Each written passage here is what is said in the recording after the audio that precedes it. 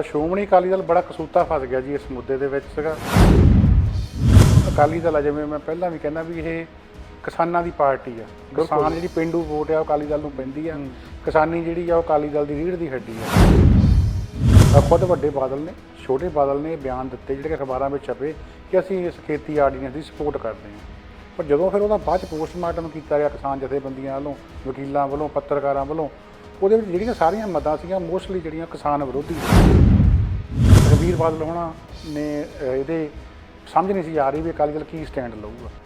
ਕੱਲ੍ਹ ਜਿਹੜੀ ਗੱਲਬਾਤ ਹੋਈ ਆ ਵੀ ਦੋਨੇ ਜਾਣੇ, ਨਾ ਸੁਖਬੀਰ ਬਾਦਲ ਹੋਣੀ ਅਤੇ ਨਾ ਹੀ ਹਰਸਿਮਰਤ ਬਾਦਲ ਹੋਣੀ, ਇੱਕ ਵਜ਼ਾਰਤ ਦੇ ਵਿੱਚ ਵਜ਼ੀਰ ਨੇ, ਹਰਸਿਮਰਤ ਕੌਰ ਬਾਦਲ ਹੋਣੀ, ਸੁਖਬੀਰ ਸਿੰਘ ਬਾਦਲ ਹੋਣੀ MP ਨੇ, ਭਾਈਵਾਲਾਂ ਦੇ ਨਾਲ ਦੋਨੇ ਲੋਕ ਸਭਾ ਦੇ ਵਿੱਚੋਂ ਗੈਰ ਹਾਜ਼ਰ ਹੈ। ਅੱਜ ਸੁਖਬੀਰ ਬਾਦਲ ਹੋਣੀ ਪਹੁੰਚੇ ਆ ਤਾਂ ਉੱਥੇ ਉਹਨਾਂ ਨੇ ਕਿਸਾਨੀ ਦੇ ਹੱਕ 'ਚ ਸਟੈਂਡ ਲਿਆ। ਇਸ ਆਰਡੀਨੈਂਸ ਦੇ ਉਲਟ ਖੁੱਲ੍ਹ ਕੇ ਜਿਹੜੇ ਆ ਜੀ ਉਹ ਬੋਲੇ।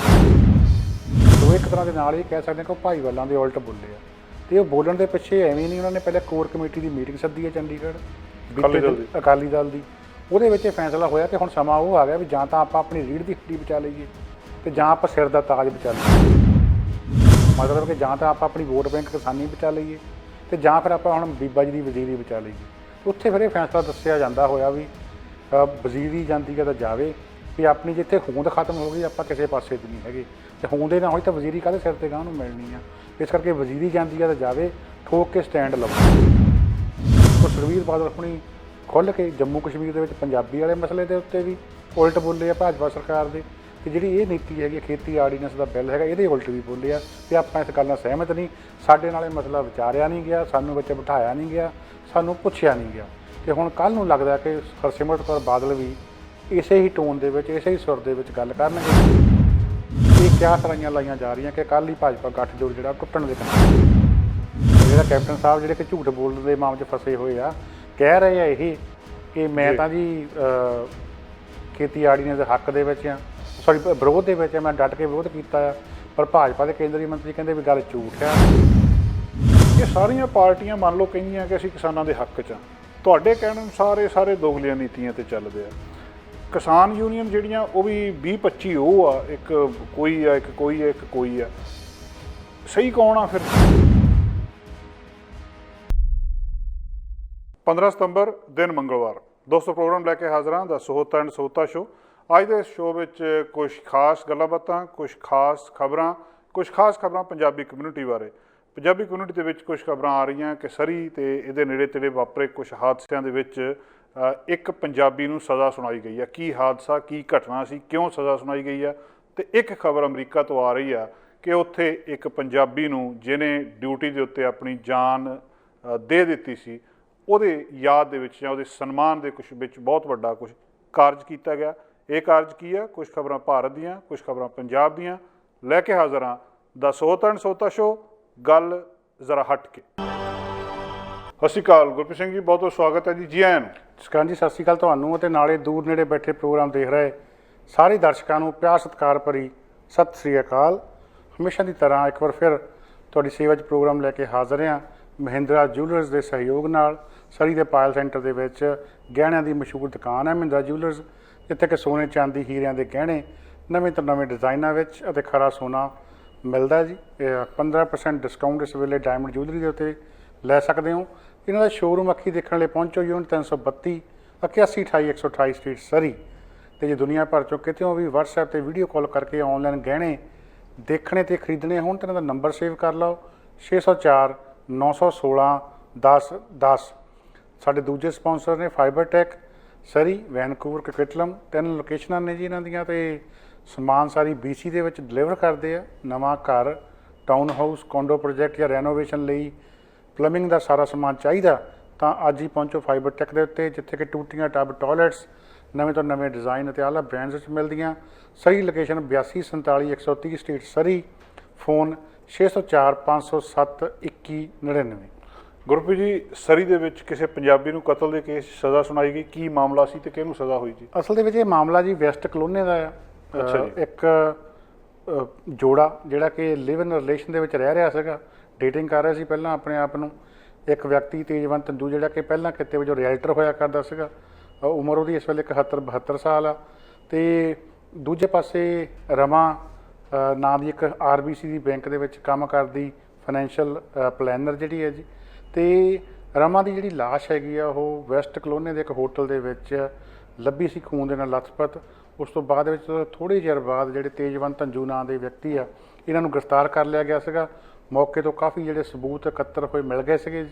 ਤੇ ਇਹ ਮੁਕੱਦਮਾ ਜਿਹੜਾ BC ਦੀ ਅਦਾਲਤ ਵਿੱਚ ਚੱਲਿਆ ਤੇ ਉੱਥੇ ਜਸਟਿਸ ਜਿਹੜੇ ਸੀਗੇ ਉਹਨਾਂ ਨੇ ਕਿਹਾ ਕਿ ਨਫ ਸਬੂਤ ਹੈਗੇ ਆ ਕਿ ਇਸ ਗੱਲ ਦੇ ਵਾਸਤੇ ਆਪਾਂ ਦੋਸ਼ੀ ਠਹਿਰਾ ਸਕਦੇ ਹਾਂ ਕਿ ਤੇਜਵੰਤ ਧੰਜੂ ਨੇ ਹੀ ਇਹ ਕਤਲ ਜਿਹੜਾ ਆ ਉਹ ਕੀਤਾ ਆ। ਸੋ ਉਸ ਨੂੰ ਹੁਣ 12 ਸਾਲ ਦੀ ਜਿਹੜੀ ਆ ਸਜ਼ਾ ਸੁਣਾਈ ਗਈ ਆ, ਜਿਹਨੂੰ ਕਿ ਉਮਰ ਕੈਦ ਵੀ ਕਿਹਾ ਜਾ ਰਿਹਾ ਜੀ। ਇਹ ਗੱਲਬਾਤ ਪਤਾ ਲੱਗੀ ਵੀ ਕੀ ਕਾਰਨ ਸੀ ਕਤਲ ਦਾ, ਜਾਂ ਇਹ ਕਦੋਂ ਦੀ ਘਟਨਾ ਹੈ ਜੀ? ਵੈਸੇ ਇਹ ਜਿਹੜੀ ਘਟਨਾ ਹੈਗੀ ਹੈ 22 ਜੁਲਾਈ 2018 ਦੀ ਹੈ ਜੀ।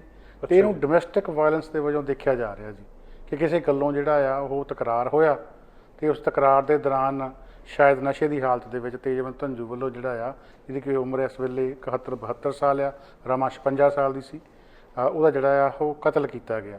ਤੇ ਇਸ ਤੋਂ ਪਹਿਲਾਂ ਵੀ ਡੋਮੈਸਟਿਕ ਵਾਇਲੈਂਸ ਦੀਆਂ ਭਾਈਚਾਰੇ ਦੇ ਵਿੱਚ ਪੂਰੇ ਨਾਰਥ ਅਮਰੀਕਾ ਦੇ ਵਿੱਚ ਬਹੁਤ ਸਾਰੀਆਂ ਘਟਨਾਵਾਂ ਵਾਪਰ ਚੁੱਕੀਆਂ, ਜਿੱਥੇ ਕਿ ਸਹੁਰੇ ਹੱਥੋਂ ਪਤੀ ਹੱਥੋਂ ਇਹੋ ਜਿਹੇ ਕਤਲ ਜਿਹੜੇ ਜਾਂ ਬॉयਫ੍ਰੈਂਡ ਦੇ ਹੱਥੋਂ ਜਿਹੜੀਆਂ ਪੰਜਾਬਣ ਕੁੜੀਆਂ ਆ ਉਹ ਮਾਰੀਆਂ ਜਾ ਚੁੱਕੀਆਂ ਆ। ਸੋ ਇਸ ਵਾਰਦਾਤ ਨੂੰ ਵੀ ਉਹਦੇ ਨਾਲ ਹੀ ਰਿਲੇਟ ਕਰਕੇ ਦੇਖਿਆ ਜਾ ਰਿਹਾ ਜੀ। ਅਮਰੀਕਾ ਦੇ ਵਿੱਚ ਇੱਕ ਮਾਰੇ ਗਏ ਸਿੱਖ ਡਿਪਟੀ ਨੂੰ ਸਨਮਾਨ ਦਿੱਤਾ ਗਿਆ, ਇਹ ਕੌਣ ਆ ਤੇ ਕੀ ਸਨਮਾਨ ਦਿੱਤਾ ਗਿਆ ਜੀ? ਸੰਦੀਪ ਸਿੰਘ ਢਾਲੀਵਾਲ ਉਹਨਾਂ ਦਾ ਤੁਹਾਨੂੰ ਯਾਦ ਹੋਣਾ ਕਿ ਡਿਊਟੀ ਦੇ ਦੌਰਾਨ ਜੀ ਹਿਊਸਟਨ ਟੈਕਸਸ ਦੇ ਵਿੱਚ ਇੱਕ ਸਿਰਫਿਰੇ ਵੱਲੋਂ ਕਤਲ ਕਰ ਦਿੱਤਾ ਗਿਆ ਸੀਗਾ। ਉਸ ਤੋਂ ਬਾਅਦ ਦੇ ਵਿੱਚ ਬੜਾ ਮਾਨ ਸਨਮਾਨ ਜਿਹੜਾ ਆ ਉਹ ਸੂਬਾਈ ਜਿਹੜਾ ਉੱਥੋਂ ਦਾ ਪ੍ਰਸ਼ਾਸਨ ਹੈ ਉਹਦੇ ਵੱਲੋਂ, ਅਮਰੀਕਾ ਸਰਕਾਰ ਵੱਲੋਂ ਦਿੱਤਾ ਗਿਆ ਸੀਗਾ ਜੀ। ਹੁਣ ਇੱਕ ਹਿਊਸਟਨ ਦੇ ਡਾਕਖਾਨੇ ਦਾ ਜਿਹੜਾ ਨਾਂ ਆ ਜੀ ਉਹਨਾਂ ਦੇ ਨਾਂ ਦੇ ਉੱਤੇ ਰੱਖਿਆ ਜਾ ਰਿਹਾ। ਬਹੁਤ ਸੋ ਇਸ ਵੇਲੇ ਇਹ ਦੂਜੇ ਸਿੱਖ ਨੇ ਅਮਰੀਕਾ ਦੇ ਵਿੱਚ ਜਿਨ੍ਹਾਂ ਦੇ ਨਾਂ ਦੇ ਉੱਤੇ ਡਾਕਖਾਨੇ ਦਾ ਨਾਂ ਜਿਹੜਾ ਰੱਖਿਆ ਜਾਣਾ। ਇਸ ਤੋਂ ਪਹਿਲਾਂ ਸਿਆਸਤਦਾਨ ਹੋਏ ਨੇ ਦਲੀਪ ਸਿੰਘ ਸੌਂਦ, ਅੱਛਾ ਜੀ, ਉਹਨਾਂ ਦੇ ਨਾਂ ਦੇ ਉੱਤੇ ਵੀ ਇੱਕ ਡਾਕਖਾਨੇ ਦਾ ਨਾਮ ਅਮਰੀਕਾ 'ਚ ਰੱਖਿਆ ਜਾ ਚੁੱਕਾ ਆ। ਸੰਦੀਪ ਸਿੰਘ ਢਾਲੀਵਾਲ ਜਿਹੜੇ ਕਿ ਨੌਜਵਾਨ ਹੀ ਸੀਗੀ ਜਦੋਂ ਉਹਨਾਂ ਦਾ ਕਤਲ ਹੋਇਆ, ਉਹਨਾਂ ਦੀ ਡੈਥ ਹੋਈ ਆ। ਤੇ ਉਸ ਤੋਂ ਬਾਅਦ ਜੇ ਵੱਡਾ ਮਾਨ ਸਨਮਾਨ ਜਿਹੜਾ ਜੀ ਦਿੱਤਾ ਗਿਆ ਤੇ ਹੁਣ ਇਹ ਮਤਾ ਪਾਸ ਕਰ ਦਿੱਤਾ ਗਿਆ ਤੇ ਟਰੰਪ ਪ੍ਰਸ਼ਾਸਨ ਦੇ ਕੋਲ ਜਾਊਗਾ। ਉਹਨਾਂ ਦੀ ਮੋਹਰ ਲੱਗਣ ਤੋਂ ਬਾਅਦ ਬਕਾਇਦਾ ਜਿਹੜਾ ਜੀ ਡਾਕਖਾਨੇ ਦਾ ਨਾਂ ਸੰਦੀਪ ਸਿੰਘ ਢਾਲੀਵਾਲ ਉਹਨਾਂ ਦੇ ਨਾਂ ਦੇ ਉੱਤੇ ਰੱਖਿਆ ਜਾਊਗਾ, ਜਿਹੜੇ ਕਿ ਡਿਪਟੀ ਸ਼ੈਰਿਫ ਸੀਗੇ ਜੀ। ਇਹ ਦੇਖੋ ਕਿੰਨੀ ਕਮਾਲ ਦੀ ਗੱਲ ਆ, ਜਦੋਂ ਅਸੀਂ ਇੱਕ ਕਮਿਊਨਿਟੀ ਵਜੋਂ ਗੱਲ ਕਰਦੇ ਹਾਂ ਜਾਂ ਪੰਜਾਬੀ ਵਜੋਂ ਗੱਲ ਕਰਦੇ ਹਾਂ ਕਿ ਇੱਕ ਵਿਅਕਤੀ ਜਿਹੜਾ ਆ ਉਹ ਜਾਨ ਵਾਰ ਜਾਂਦਾ ਕਿਸੇ ਚੰਗੇ ਕੰਮ ਦੇ ਲਈ, ਆਪਣੀ ਡਿਊਟੀ ਕਰਦੇ ਹਾਂ ਔਰ ਉਹਦਾ ਨਾਂ ਕਿੱਥੇ ਤੱਕ ਪਹੁੰਚਦਾ। ਇੱਕ ਅਸੀਂ ਪਹਿਲੀ ਖਬਰ ਕਰਕੇ ਹਟੇ ਹਾਂ ਕਿ ਉਹ ਜਿਹੜਾ ਉਹਨੇ ਉਹ ਇੱਕ ਗਲਤ ਕੰਮ ਦੇ ਵਿੱਚ ਇਨਵੋਲਵ ਕੀਤਾ ਗਿਆ ਤੇ ਜਿਹੜਾ ਘੱਟੋ ਘੱਟ ਇਹ ਲੱਗਦਾ ਵੀ ਕਮਿਊਨਿਟੀ ਦੇ ਉੱਤੇ ਧੱਬਾ ਆ। ਇਹ ਸਾਰੇ ਤਰ੍ਹਾਂ ਦੇ ਲੋਕ ਹੁੰਦੇ ਜੀ। ਬਿਲਕੁਲ ਜੀ, ਜਿਹੜਾ ਵੀ ਬੰਦਾ ਚੰਗੇ ਕੰਮ ਕਰਦਾ ਉਹਦੀ ਜਹਾਨ ਉਸਤਤ ਕਰਦਾ, ਇਹ ਗੁਰਬਾਣੀ ਵਿੱਚ ਵੀ ਲਿਖਿਆ ਹੋਇਆ। ਤੇ ਬਿਲਕੁਲ ਸੰਦੀਪ ਸਿੰਘ ਢਾਲੀਵਾਲ ਦੀ ਕੁਰਬਾਨੀ ਬਹੁਤ ਵੱਡੀ ਸੀਗੀ। ਤੇ ਬਾਕੀ ਗੱਲ ਹੈ ਵੀ ਕੁਰਬਾਨੀਆਂ ਤਾਂ ਹੋਰ ਥਾਂ ਵੀ ਬਹੁਤ ਹੁੰਦੀਆਂ, ਪਰ ਮੁੱਲ ਪਾਉਣ ਵਾਲਾ ਜਿਹੜਾ ਕੋਈ ਨਾ ਕੋਈ ਹੋਵੇ ਫਿਰ ਗੱਲ ਬਣਦੀ ਆ। ਮੈਨੂੰ ਇਹ ਗੱਲ ਕਦੇ ਨਹੀਂ ਭੁੱਲਦੀ ਕਿ ਜਦੋਂ ਵਿਸਕੌਨਸਨ ਦੇ ਵਿੱਚ ਗੋਲੀकांड ਹੋਇਆ ਸੀਗਾ, ਗੁਰਦੁਆਰਾ ਸਾਹਿਬ ਦੇ ਅੰਦਰ ਹੋ ਕੇ ਇੱਕ ਹਮਲਾਵਰ ਨੇ ਜਿਹੜੇ ਨਿਰਦੋਸ਼ ਲੋਕਾਂ ਦੇ ਉੱਤੇ ਗੋਲੀਆਂ ਚਲਾ ਕੇ ਗੁਰਦੁਆਰਾ ਸਾਹਿਬ ਦੇ ਵਿੱਚ ਮਾਰ ਦਿੱਤਾ ਗਿਆ ਸੀਗਾ, ਤਾਂ ਓਬਾਮਾ ਦੀ ਸਰਕਾਰ ਸੀਗੀ ਜੀ ਉਸ ਵੇਲੇ। ਤਾਂ ਪੂਰੀ ਦੁਨੀਆ ਦੇ ਵਿੱਚ ਜਿੱਥੇ ਜਿੱਥੇ ਵੀ ਅਮਰੀਕਨ ਝੰਡੇ ਸੀਗੇ ਉਹ ਨੀਵੇਂ ਕਰ ਦਿੱਤੇ ਗਏ ਸੀਗੇ, ਚਾਹੇ ਉਹ ਕਿਸੇ ਨੇਵੀ ਦੇ ਸ਼ਿਪ ਦੇ ਉੱਤੇ ਸੀਗੇ, ਚਾਹੇ ਉਹ ਕਿਸੇ ਏਅਰਫੋਰਸ ਦੇ ਬੇਸ ਦੇ ਉੱਤੇ ਸੀਗੇ, ਚਾਹੇ ਕਿਸੇ ਅਮਰੀਕਨ ਫੌਜੀ ਅੱਡੇ ਦੇ ਸੀਗੇ, ਚਾਹੇ ਉਹ ਕਿਤੇ ਅਮਰੀਕਨ ਐਮਬੈਸੀ ਵਿੱਚ ਸੀਗੇ। ਸੋ ਐਡਾ ਵੱਡਾ ਜਿਹੜਾ ਮਾਣ ਤਾਣ ਆ ਉਸ ਵੇਲੇ ਦਿੱਤਾ ਗਿਆ ਸੀਗਾ। ਤੇ ਇਸ ਤਰ੍ਹਾਂ ਜਦੋਂ ਫਿਰ ਮਾਣ ਤਾਣ ਮਿਲਦਾ ਤਾਂ ਹੀ ਲੋਕ ਜਿਹੜੇ ਆ ਉਹ ਇੱਧਰ ਨੂੰ ਭੱਜਦੇ ਆ ਕਿ ਬੰਦੇ ਦੀ ਕਦਰ ਹੈਗੀ ਹੈ ਜੀ। ਸੁਮੇਸ਼ ਸੈਣੀ ਹੋਣਾ ਦੇ ਮਾਮਲੇ 'ਚ ਕੀ ਅਪਡੇਟ ਆ ਜੀ? ਸੁਮੇਸ਼ ਸੈਣੀ ਜਿਹੜਾ ਜੀ ਉਹਨੂੰ ਸੁਪਰੀਮ ਕੋਰਟ ਨੇ ਇੱਦਾਂ ਕਹਿੰਦੇ ਵੀ ਥਾਪੀ ਦੇ ਕੇ ਸਟੇਟ ਦੀ ਗੋਦ ਵਿੱਚ ਬਿਠਾ ਦਿੱਤਾ, ਕਾਕਾ ਤੇਰਾ ਵਾਲ ਵਿੰਗਾ ਨਹੀਂ ਹੋਣ ਦਿੰਦੇ, ਨਜ਼ਾਰੇ ਲੈ ਤੂੰ ਜਾ ਕੇ। ਹਾਲਾਂਕਿ ਬੀਤੇ ਕੁਝ ਦਿਨਾਂ ਤੋਂ ਇੱਦਾਂ ਲੱਗਦਾ ਸੀਗਾ ਕਿ ਪਤਾ ਨਹੀਂ ਕਿੱਡੀ ਕੁ ਵੱਡੀ ਆਫਤ ਆ ਜਾਣੀ ਹੈ। ਜਿਹੜੇ ਪੁਰਾਣੇ ਲੋਕ ਨੇ ਉਹ ਪਹਿਲਾਂ ਕਹਿ ਜਾਂਦੇ ਸੀਗੇ ਜੀ ਵੀ ਕੁਛ ਨਹੀਂ ਹੋਣੀਆਂ, ਜਿਹੜੀਆਂ ਅਦਾਲਤਾਂ ਹੈਗੀਆਂ ਇਹ ਸਭ ਸਿਆਸਤਦਾਨਾਂ ਦੀਆਂ ਜਿਹੜੀਆਂ ਗੋਲੀਆਂ ਆ, ਜੋ ਕੁਝ ਪਿੱਛੋਂ ਫੈਸਲੇ ਆਉਣੇ ਉਹੀ ਇਹਨਾਂ ਨੇ ਲਾਗੂ ਕਰਨੇ ਆ। ਪਰ ਫਿਰ ਵੀ ਜਿਹੜੇ ਨਵੀਂ ਪੀੜ੍ਹੀ ਉਹਨਾਂ ਨੂੰ ਬੜੀ ਆਸ ਸੀ ਕਿ ਨਹੀਂ, ਭਾਰਤ ਦੇ ਵਿੱਚ ਜਿਹੜੇ ਆ ਜੀ ਪੋਲੀਟੀਸ਼ੀਅਨ ਉਹ ਭ੍ਰਿਸ਼ਟ ਹੈਗੇ ਆ, ਪੁਲਿਸ ਵਾਲੇ ਭ੍ਰਿਸ਼ਟ ਹੈਗੇ, ਪਰ ਅਦਾਲਤਾਂ ਜਿਹੜੀਆਂ ਬਹੁਤ ਫੇਅਰ ਹੈਗੀਆਂ, ਇਹ ਤਾਂ ਫੇਅਰ ਕੰਮ ਹੀ ਕਰਦੀਆਂ ਹੈਗੀਆਂ, ਨਿਰਪੱਖ ਹੋ ਕੇ ਚੱਲਦੀਆਂ ਆ। ਸੋ ਸੁਮੇਸ਼ ਸੈਣੀ ਪਹਿਲੀ ਗੱਲ ਤਾਂ ਆਪਾਂ ਨੂੰ ਇਹ ਪਤਾ ਕਿਵੇਂ ਪੰਜਾਬ ਸਰਕਾਰ ਦਾ ਮੂੰਹ ਚੜਾ ਕੇ, ਪੰਜਾਬ ਪੁਲਿਸ ਦਾ ਮੂੰਹ ਚੜਾ ਕੇ ਇੰਨੇ ਦਿਨ ਭਗੌੜਾ ਰਿਹਾ, ਕਿਸੇ ਨੂੰ ਲੱਭਿਆ ਨਹੀਂ।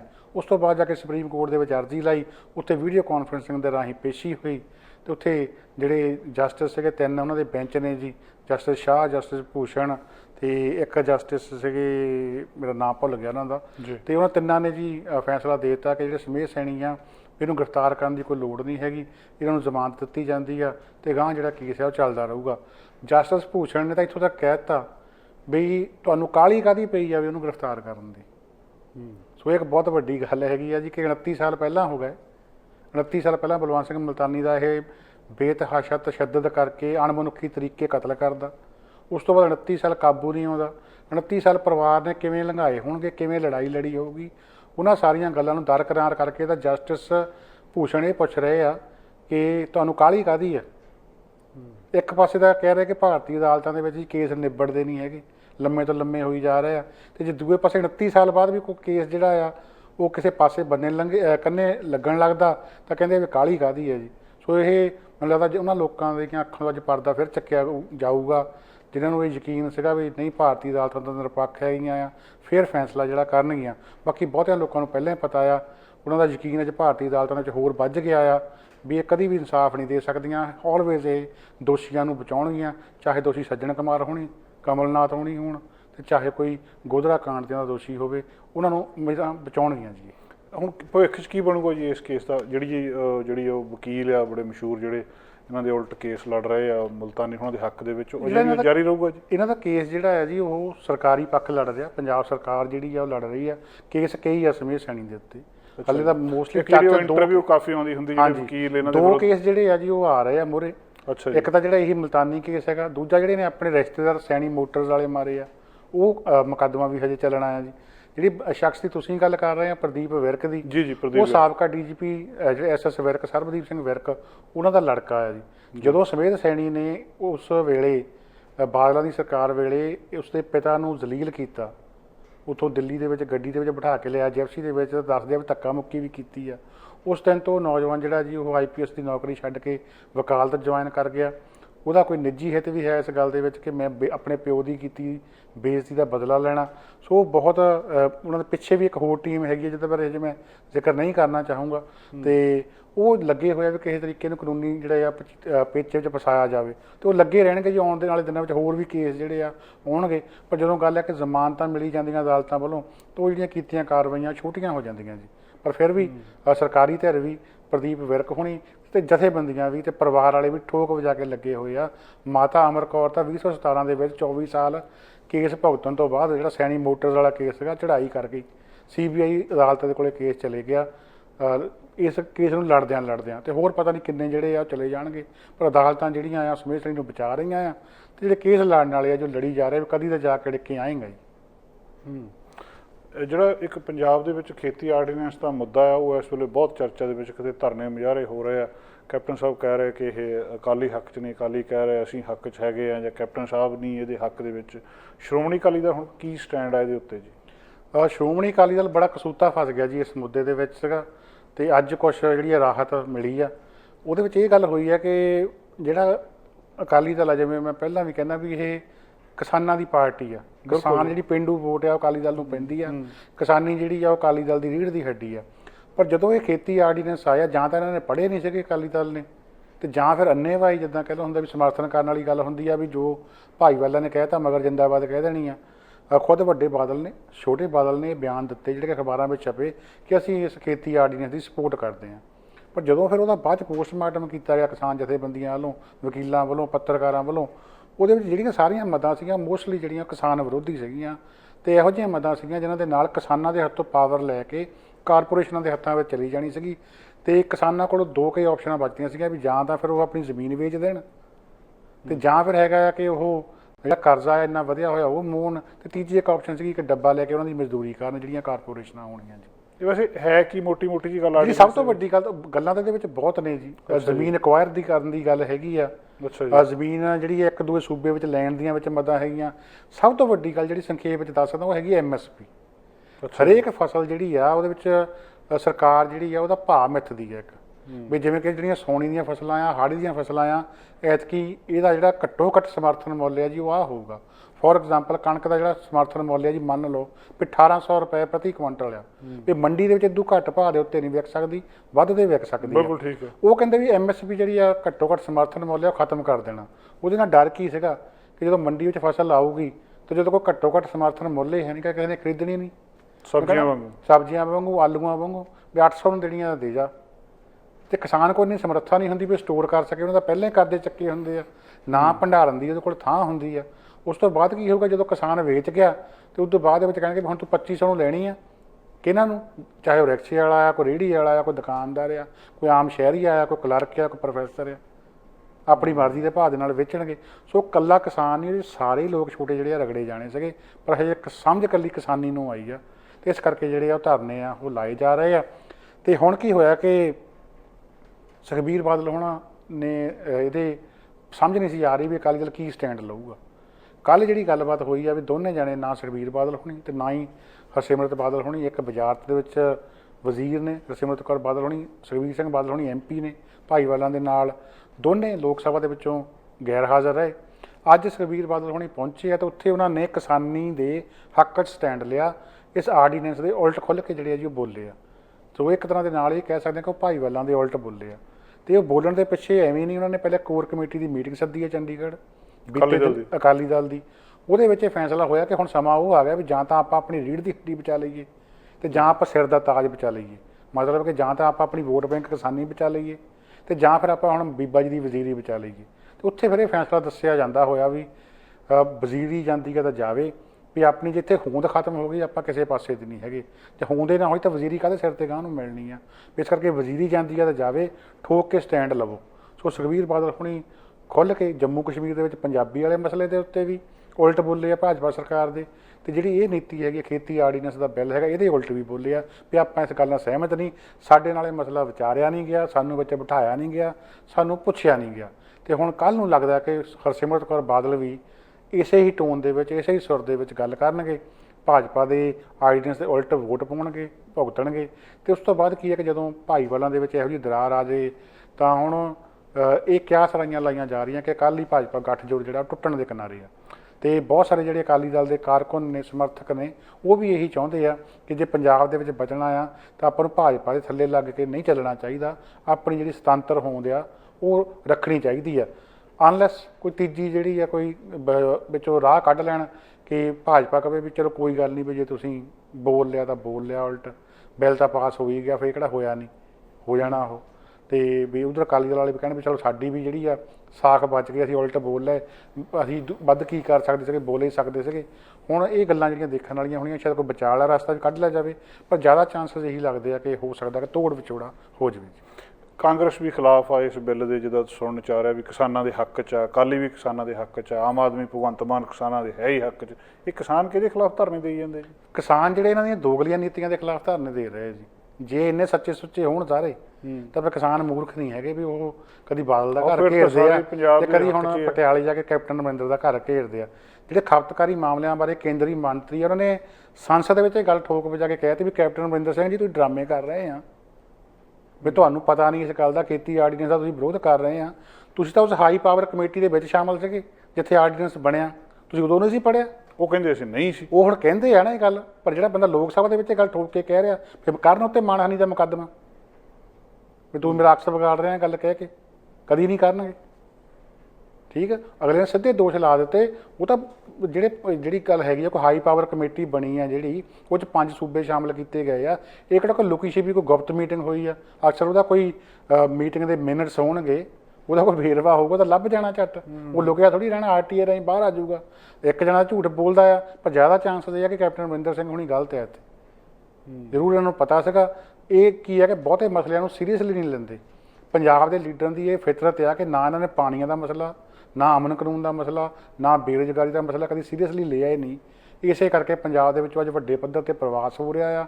ਪੰਜਾਬ ਦਾ ਪੌਣ ਪਾਣੀ ਖਤਮ ਹੋ ਗਿਆ, ਜਦੋਂ ਕਿ ਦੂਜਿਆਂ ਸੂਬਿਆਂ ਦੇ ਲੀਡਰ ਜਾਨ ਦਿੰਦੇ ਆ ਆਪਣੇ ਸੂਬਿਆਂ ਦੇ ਉੱਤੇ, ਤੇ ਇਹ ਸਿਰਫ ਆਪਣੇ ਨਿੱਜੀ ਹਿੱਤਾਂ ਦੀ ਪਰਵਾਹ ਕਰਦੇ ਆ। ਹੁਣ ਜਦੋਂ ਗੱਲ ਪਾਣੀ ਸਿਰ ਤੋਂ ਉੱਪਰੋਂ ਲੰਘ ਗਿਆ ਤੇ ਹੁਣ ਇਹ ਰੋਂਦੇ ਫਿਰਦੇ ਆ ਕਿ ਨਹੀਂ ਜੀ ਅਸੀਂ ਤਾਂ ਖੇਤੀ ਆਰਡੀਨੈਂਸ ਦੇ ਹੱਕ ਦੇ ਵਿੱਚ ਆ। ਭਗਵੰਤ ਮਾਨ ਨੇ ਕਾਫੀ ਵਧੀਆ ਬੋਲਿਆ ਅੱਜ ਲੋਕ ਸਭਾ ਦੇ ਵਿੱਚ, ਜ਼ਿਆਦਾ ਨਿਸ਼ਾਨੇ ਉਹਦੇ ਅਕਾਲੀ ਦਲ ਦੇ ਉੱਤੇ ਕੇਂਦਰਿਤ ਸੀਗੇ, ਪਰ ਸੁਖਬੀਰ ਬਾਦਲ ਨੇ ਹੁਣ ਉਲਟਾ ਉਹ ਢਾਹ ਲਿਆ ਜੀ। ਉਹ ਕਹਿੰਦੇ ਬੋਲੀ ਤਾਂ ਤੁਸੀਂ ਦੋਨੇ ਜਾਣੇ, ਕੈਪਟਨ ਵੀ ਬੋਲੀ ਜਾਂਦਾ, ਭਗਵੰਤ ਮਾਨ ਵੀ ਬੋਲੀ ਜਾਂਦਾ, ਪਰ ਜਦੋਂ ਵੋਟਾਂ ਪਾਉਣ ਦਾ ਟਾਈਮ ਆਇਆ ਬਿੱਲ ਦੇ ਉਲਟ, ਤੁਸੀਂ ਦੋਨੇ ਜਾਣੇ ਭੱਜ ਗਏ, ਤੁਸੀਂ ਗੈਰ ਹਾਜ਼ਰ ਸੀਗੇ। ਨਾ ਕਾਂਗਰਸੀ MP ਉੱਥੇ ਸੀਗੇ, ਨਾ ਆਮ ਆਦਮੀ ਪਾਰਟੀ ਵਾਲੇ ਉੱਥੇ ਸੀਗੇ, ਉਹ ਕਿੱਥੇ ਚਲੇ ਗਏ ਫਿਰ? ਸੋ ਇਹ ਕਿਸਾਨ ਜਥੇਬੰਦੀਆਂ ਜਿਹੜੀਆਂ ਰੋਂਦੀਆਂ ਇਹਨਾਂ ਦੀ ਜਾਨ ਨੂੰ, ਸਹੀ ਰੋਂਦੀਆਂ।